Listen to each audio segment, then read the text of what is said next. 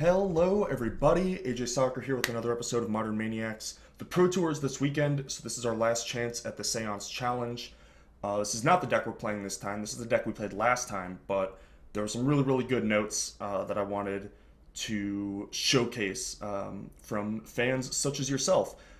So, the first is Mirror Mad Phantasm. Now here's a weird little mythic from Innistrad that was actually sort of the original combo with the Laboratory Maniac and Seance. You get the token from the Mirror Mad Phantasm, shuffle it in so it disappears, and then tries to find itself. It can't because it doesn't exist anymore, and you mill yourself, and then the Laboratory Maniac, of course, wins from there. The problem with this is that you could only play one copy of the Mirror Mad Phantasm. Otherwise, when you activate it, it would find the other copy and stop milling yourself. And for that reason, the deck didn't really function. You know, you can't always find a one of, which you would need to do with the Mirror Mad Phantasm. And for that reason, I wrote it off. But as was pointed out to me by a couple of astute observers, is that the first Mirror Mad Phantasm is basically free over the fourth leveler, since it plays the same role, but does so in a slightly different way. Play, 3 levelers and 1 Mirror Mad Phantasm pretty much for free. The other card that was pointed out to me that I overlooked, another Innistrad card, although originally from Time Spiral, I believe, is Think Twice.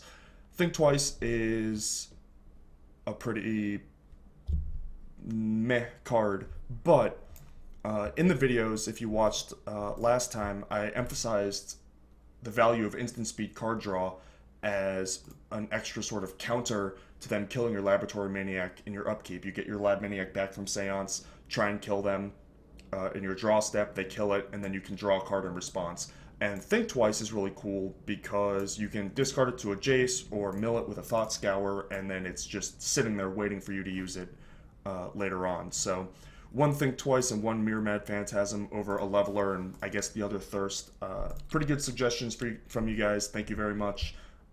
But this week we are going a different route with it. So here's the deck we're playing today. It is a green-white Chord of Calling Seance deck. The combo here is Spike Feeder and Archangel of Thune. If you're not familiar, Spike Feeder, you remove a counter and gain 2 life, and then Archangel, whenever you gain life, put counters on everything, including the Spike Feeder, which then can gain life again. So not only do you get infinite life, but you also put infinite +1/+1 counters on all of your non-Spike Feeder creatures. Infinite life for a while wasn't even that good because Twin was infinite damage, and infinite damage trumps infinite life, as long as they break it up, because they could make infinite attackers and then attack, and then you make infinite +1, gain infinite +1 life. But if they break up the combo after you've gained infinite life and then do infinite damage, you would actually lose. But that's no longer an issue. So, yeah, that's why I think that this is a possible shell for Seance. Again, as a redundant combo piece, and engine with the self-mill. So, the self-mill. Commune with the Gods helps find your combo pieces, including Seance, which is pretty cool. As well as Spike Feeder and Archangel of Thune. You can find, an Eternal Witness or something like that, and mills a bunch of your own library, which is really good, both with the Seance and with the Eternal Witnesses, of which there are 4, not a coincidence. Since you are doing a lot of self-milling with the Wayfinders, they kind of act as almost demonic tutors that also can be brought back for value with the Seance. So that's pretty powerful, and then I'm sure anybody who plays green in Modern knows about, cording for witness the cord itself, and keep going, just sort of develop your board for free, and as you do that, it makes your cord bigger and bigger so that eventually you can find your Archangel, if that's the route you end up going. Satyr Wayfinder, again, self-mill thing, helps you develop your mana so that you can cord bigger and play your 4 mana enchantment in Seance. Mills both for Seance and the Witness, and can be brought back by the Seance to trigger again, which I actually am having a little difficulty with the green having cards that have value when they come in. You know, there's no real Mole Drifter or Fulminator Mage, Shriek Maw type card. So the Witness and the Wayfinder fill that role as well as the Wall of Roots can just add 2 mana to your pool for a Chord. Scavenging Ooze can get a bunch of activations off. Pride Mage can kill something, and Spellskite doesn't. It just is in for a turn. Same with Mind Sensor, doesn't really do anything. But yeah, there's enough to do with the Seance, I think, and ultimately you're just trying to win with it, not trying to grind out value, which is why the combo aspect of the deck is so important in my mind. You can see it's 61. I think Restoration Angel is the last cut. I just wanted to mention it because it fits so neatly into this deck, being able to blink your Witness and whatnot, but there's just not room. I want all these mana sources. I want all these one-ofs. I think the paths are actually pretty important. When you have Seance and Witness, it's important to be able to get things of consequence back. And if you already have all your combo pieces, what else do you need? You need the removal.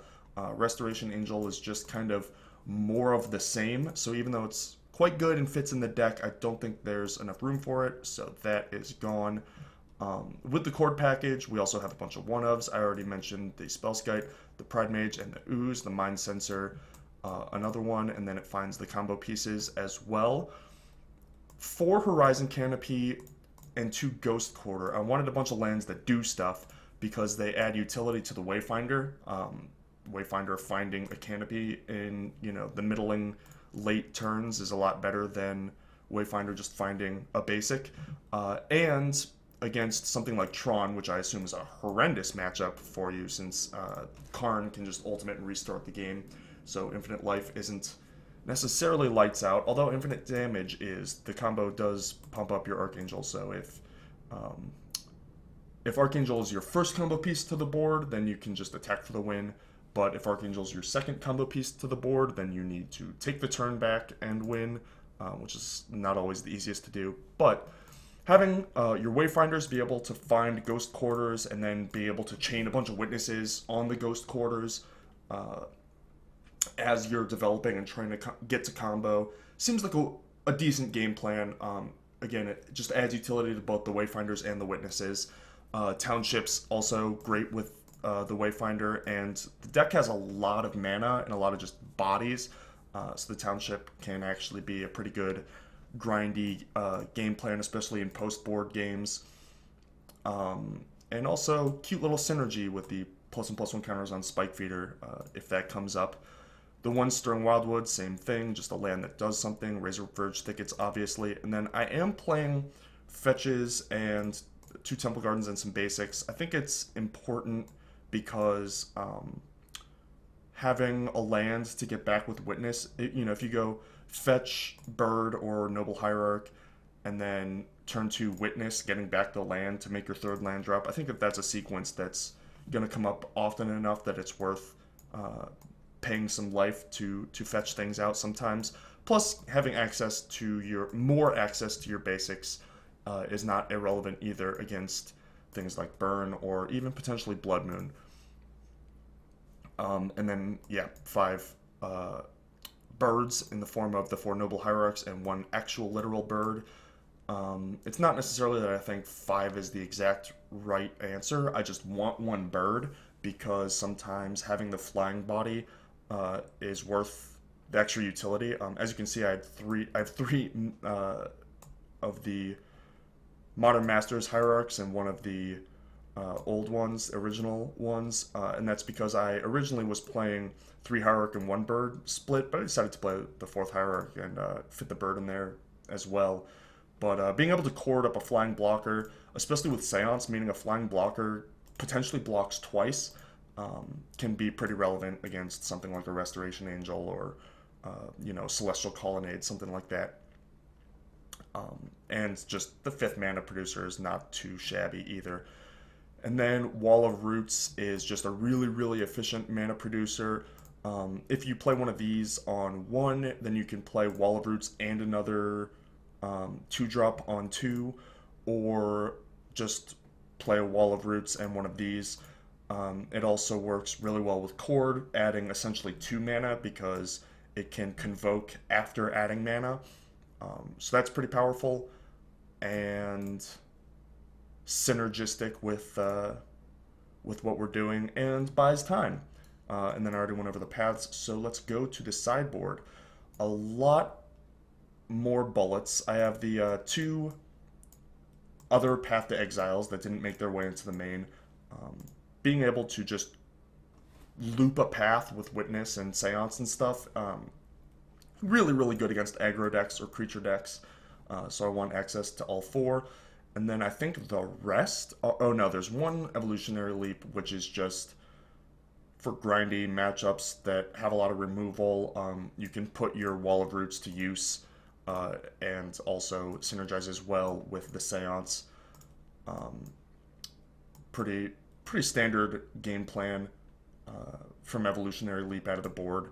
Just turn your creatures into 2 creatures or multiple creatures, thus making it harder for your opponent to grind you out with things like Snapcaster and Jace, giving them value.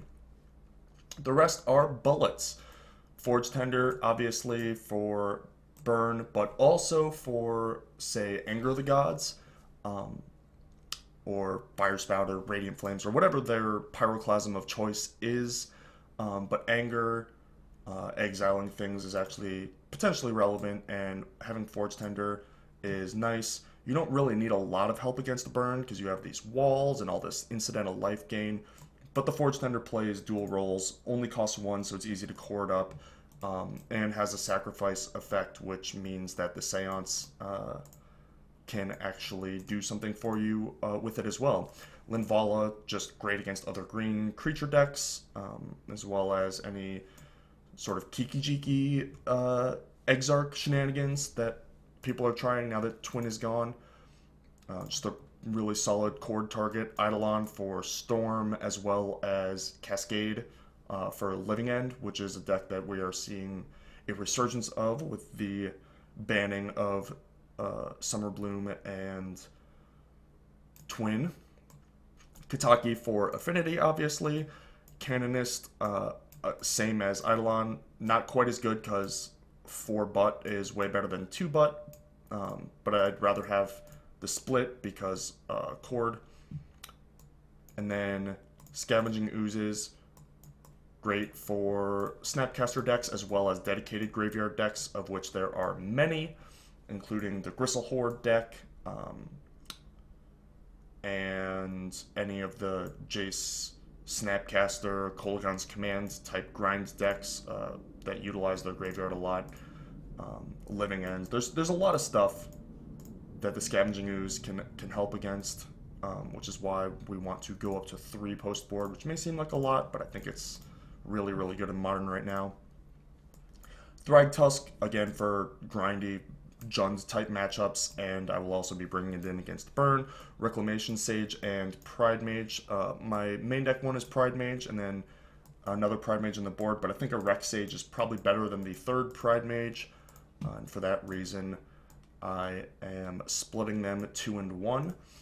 Phyrexian Revoker is kind of another one of these that has a little added utility. It is mostly going to name things like Aether Vial, but it has some other applications as well, and just a good chord target, and then a second Spellskite as well. You don't want to overload on Spellskites because otherwise, if you do that, then like Ancient Grudge becomes really, really good against you. But having a couple artifacts with things like chord is pretty effective because you can blank the Ancient Grudge in their hand when they draw it and you don't draw your things, and vice versa, but you don't just make boarding really easy for them to bring in these like super high value cards by having 1 or 2 copies of Spellskite. But you still have it when you need it because you have chords. So that's the deck. We're gonna jump into a league, and hopefully we can put up a big finish for the Seance leading into the Pro Tour.